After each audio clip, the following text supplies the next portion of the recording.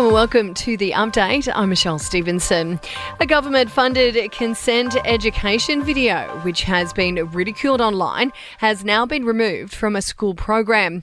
The video used milkshakes, among other things, as an analogy and has been described by experts as concerning and even bizarre.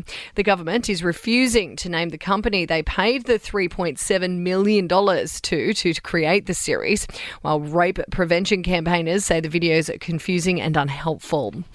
The Health Minister says the vaccine rollout is accelerating. The government's decision to halt the use of AstraZeneca for people under the age of 50 delayed the nation's rollout, which was already struggling with its supply issues. But Greg Hunt admits it is now speeding up. By the end of today, we will have passed over 1.7 million vaccinations. That's a six-fold increase in total vaccinations in 4 weeks since Phase 1B began.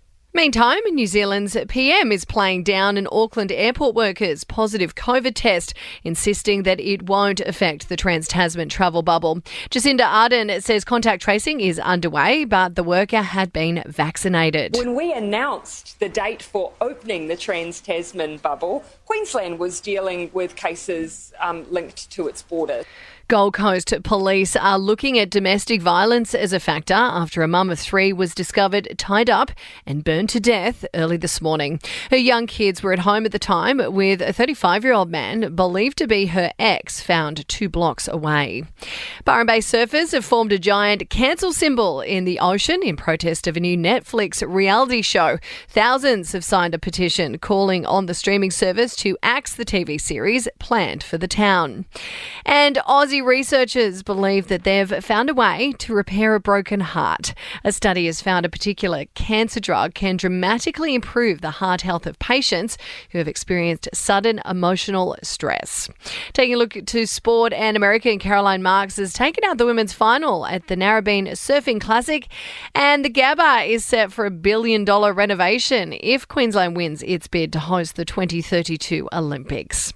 In entertainment news, and Taylor Swift's reworked Fearless album has hit number 1 on the Aussie charts. It's the biggest album of this year. She says she's already working on another one, but is keeping pretty quiet on what it might be.